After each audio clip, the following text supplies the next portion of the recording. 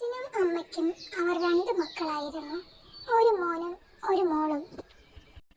മൂത്തത് മോളായിരുന്നു. കാണാൻ നല്ല സുന്ദരിയായിരുന്നു. ധന്യ എന്നായിരുന്നു അവളുടെ പേര്. എല്ലാവരോടും നല്ല സ്നേഹമായിരുന്നു ആ കുട്ടിക്ക്. നല്ല പെരുമാറ്റം, നല്ല സംസാരം, നല്ല നിഷ്കളങ്കമായ ചിരിയും ഇതൊക്കെയായിരുന്നു അവൾ. ഒരുപാട് പണമൊന്നുമില്ലാത്ത വീട്ടിലെ കുട്ടിയായിരുന്നു. കൂലിപ്പണിക്കാരനായിരുന്നു അച്ഛൻ. അനിയൻ പഠിക്കുന്നു.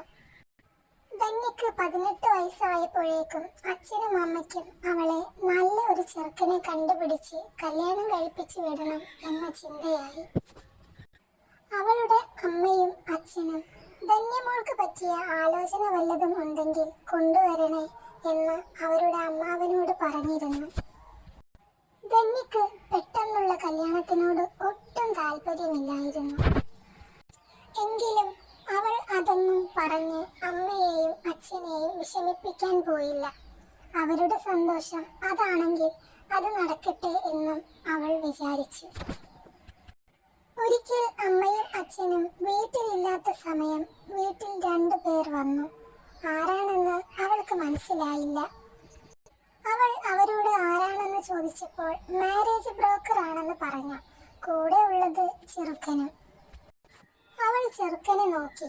ചെറുക്കൻ കാണാൻ വലിയ കുഴപ്പമൊന്നുമില്ലെങ്കിലും ഒരു കാലിനും കൈക്കും അംഗവൈകല്യം ഉണ്ടായിരുന്നു. അവൾ അതൊന്നും നോക്കാതെ അവരോട് അകത്തേക്ക് കയറിയിരിക്കാൻ പറഞ്ഞു. കുടിക്കാൻ വെള്ളം കൊടുത്തിട്ട് അച്ഛനും അമ്മയും ഇല്ലെന്ന് പറഞ്ഞു. അത് കുഴപ്പമില്ലെന്നും മോൾക്ക് ചെറുക്കനെ ഇഷ്ടമായെന്നും മാരേജ് ബ്രോക്കർ അവളോട് ചോദിച്ചു. അവൾ ആകെ ധർമ്മസങ്കടത്തിലായിപ്പോയി. ഇഷ്ടമല്ലെന്ന് പറഞ്ഞാൽ അയാൾക്ക് അതൊരു വിഷമം ആകുമോ എന്നവൾ കരുതി. അവൾ ഒന്നും മിണ്ടാതെ നിന്നു. അവളോട് ചോദിച്ച അതേ ചോദ്യം ബ്രോക്കർ ചെറുക്കനോടും ചോദിച്ചു. ചെറുക്കൻ പെട്ടെന്ന് തന്നെ മറുപടി പറഞ്ഞു, ഇഷ്ടമായെന്ന്. ധന്യക്ക് എന്തു പറയണം എന്നറിയില്ലായിരുന്നു. അവൾ അമ്മയും അച്ഛനും വന്നിട്ട് പറയാം എന്ന് പറഞ്ഞു. അപ്പോൾ ചെറുക്കൻ അവളോട് ചോദിച്ചു, അമ്മയും അച്ഛനും അല്ലല്ലോ, ധന്യയല്ലേ മറുപടി പറയേണ്ടത്? ധന്യ എന്ത് പറഞ്ഞാലും എനിക്കൊരു വിഷമവുമില്ല. ധൈര്യമായിട്ട് പറഞ്ഞു, നിനക്കെന്നെ ഇഷ്ടപ്പെട്ടില്ലേ? ആ ചോദ്യം അവളെ ഒരുപാട് വിഷമിപ്പിച്ചു. എനിക്കിഷ്ടാണ്.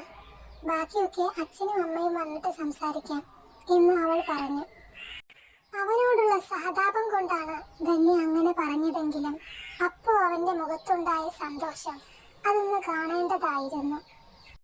അങ്ങനെ അവർ പോകാനൊരുങ്ങി. വീട്ടിൽ നിന്നും പുറത്തേക്കിറങ്ങിയപ്പോൾ ധന്യയുടെ അമ്മയും അച്ഛനും വന്നു. പിന്നെ അവർ തമ്മിൽ പുറത്തുനിന്ന് ഒരുപാട് നേരം സംസാരിച്ചു. പിന്നെയാ കാര്യം അറിഞ്ഞത് അവർ വീട് മാറി വന്നതാണെന്ന്. അവർ കാണാൻ വന്നത് ധന്യയെ ആയിരുന്നില്ല, മറ്റൊരു പെൺകുട്ടിയെ ആയിരുന്നു. പെണ്ണ് മാറിപ്പോയതാണ് എന്ന് തിരിച്ചറിഞ്ഞപ്പോൾ ആ ചെറുക്കൻ ധന്യയെ ഒന്ന് നോക്കി. ആ നോട്ടത്തിലുണ്ടായിരുന്നു അവന് അവളോടുള്ള ഇഷ്ടം. ശരീരത്തിന് വൈകല്യമുണ്ടെങ്കിലും അത് അയാളുടെ മനസ്സിന് ഇല്ലെന്ന് അവൾക്ക് മനസ്സിലായി. വീട് മാറി വന്നതാണെന്ന് അറിഞ്ഞപ്പോൾ ആ ബ്രോക്കർ ചെറുക്കനെ അങ്ങോട്ട് പോകാൻ വിളിക്കുന്നുണ്ടായിരുന്നു. പക്ഷേ ഇനി വേറെ എവിടെയും പോകുന്നില്ലെന്നും വീട്ടിലേക്ക് പോകാം എന്നും പറഞ്ഞ് ചെറുക്കൻ കാറിൽ കയറിയിരുന്നു. അവളുടെ അച്ഛനോടും അമ്മയോടും യാത്ര പറഞ്ഞ് അവർ പോയി. പോകുമ്പോഴും നിഷ്കളങ്കമായ ചെറുചിരിയോടെ അവളെ അവൻ നോക്കുന്നുണ്ടായിരുന്നു. അവർ പോയി കഴിഞ്ഞപ്പോൾ ധന്യ അമ്മയോടും അച്ഛനോടും കാര്യങ്ങൾ പറഞ്ഞു. ഇനി മറ്റൊരാളുടെ മുന്നിലും ഞാൻ ചെന്ന് നിന്നു കൊടുക്കില്ല. എനിക്ക് അയാളെ കല്യാണം കഴിച്ചു തരണം. ഞാൻ അയാളുടെ മുഖത്ത് നോക്കി ഇഷ്ടമായെന്ന് പറഞ്ഞതാ. ഇനി മറ്റൊരാളെ കല്യാണം കഴിച്ചാൽ എനിക്ക് ഒരിക്കലും മനസ്സമാധാനത്തോടു കൂടി ജീവിക്കാൻ കഴിയില്ല. അമ്മയും അച്ഛനും എന്നെ ഒന്ന് മനസ്സിലാക്കണം, എൻ്റെ കൂടെ നിൽക്കണം. അയാളെ വിഷമിപ്പിക്കാൻ എന്തോ എനിക്ക് കഴിയുന്നില്ല എന്നൊക്കെ ധന്യ അവളുടെ അച്ഛനോടും അമ്മയോടും പറഞ്ഞു. അച്ഛനും അമ്മയും അവളെ മനസ്സിലാക്കി അവളുടെ കൂടെ നിന്നു. അവളുടെ അച്ഛൻ അപ്പോൾ തന്നെ ബ്രോക്കറെ വിളിച്ച് കാര്യം പറഞ്ഞു. ധന്യയുടെ അമ്മ എല്ലാവരെയും വിളിച്ച് വിവരം പറഞ്ഞു. പലരും അമ്മയ്ക്കും അച്ഛനും വട്ടാണോ എന്ന് വരെ ചോദിച്ചു. ആർക്കും ചെറുക്കനെ ഇഷ്ടപ്പെട്ടിട്ടില്ല. അവളുടെ കുടുംബക്കാരൊക്കെ പറയുന്നത്, ഒരു മോളല്ലേ ഉള്ളൂ, അവൾക്ക് എന്ത് കുഴപ്പമുണ്ടായിട്ടാ ഇങ്ങനെ ഒരു ചെറുക്കനെ അവൾക്ക് വേണ്ടി തിരഞ്ഞെടുത്തത്. ഇതൊക്കെ കേട്ട് അവളുടെ അച്ഛനും അമ്മയും ഇടയ്ക്കൊന്ന് കാലുമാറാൻ നോക്കിയെങ്കിലും അവൾ അതിന് സമ്മതിച്ചില്ല. ഒടുക്കം എല്ലാവരും എതിർത്തിട്ടും അത് നടത്താൻ അവർ തീരുമാനിച്ചു. അങ്ങനെ വളയിടാനും കല്യാണം ഉറപ്പിക്കാനും അവിടുന്ന് ചെറുക്കനും വീട്ടുകാരും വരുന്ന ദിവസം വന്നെത്തി. അതിൽ പങ്കെടുക്കാൻ എല്ലാ കുടുംബക്കാരും വീട്ടുകാരും അയൽക്കാരും അവളുടെ കൂട്ടുകാരും വന്നിരുന്നു. ചെറുക്കനെ കണ്ടതും എല്ലാവരും മാറി മാറി നിന്ന് കുശുകുശുക്കാൻ തുടങ്ങി. എല്ലാവരും കൂടി ധന്യയുടെ അമ്മയുടെ മനസ്സ് പറഞ്ഞു മാറ്റാൻ ശ്രമിച്ചു. പക്ഷേ അതൊന്നും നടന്നില്ല. എന്റെ മകൾക്ക് അവനെ ഇഷ്ടപ്പെട്ടെങ്കിൽ ഞങ്ങൾ അത് നടത്തി കൊടുക്കും എന്നായിരുന്നു അവളുടെ അമ്മയുടെ മറുപടി. ആരും അവളെ മനസ്സിലാക്കിയില്ല, മനസ്സിലാക്കാൻ ശ്രമിച്ചതും ഇല്ല. അവളുടെ മാനസികാവസ്ഥ എന്താണെന്ന് പോലും ആരും ചിന്തിച്ചില്ല. അങ്ങനെ എല്ലാ എതിർപ്പുകളും മറികടന്ന് അവളുടെ കല്യാണം കഴിഞ്ഞു. അവൾ ഇപ്പോ സുഖമായിട്ട് ജീവിക്കുന്നു. ആ ചെറുക്കനും വീട്ടുകാരും അവളെ പൊന്നുപോലെയാ കൊണ്ടു നടക്കുന്നത്. ധന്യയുടെ അച്ഛനും അമ്മയ്ക്കും ഒരു മോനെ കൂടി കിട്ടി എന്ന് വേണം പറയാൻ.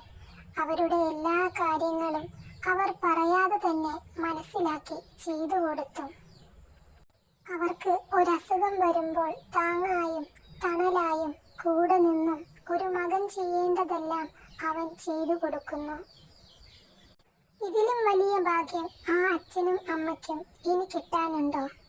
അന്ന് അവരുടെ മകൾ എടുത്ത തീരുമാനത്തിൽ അവർ ഇന്ന് അഭിമാനിക്കുന്നുണ്ടാകും.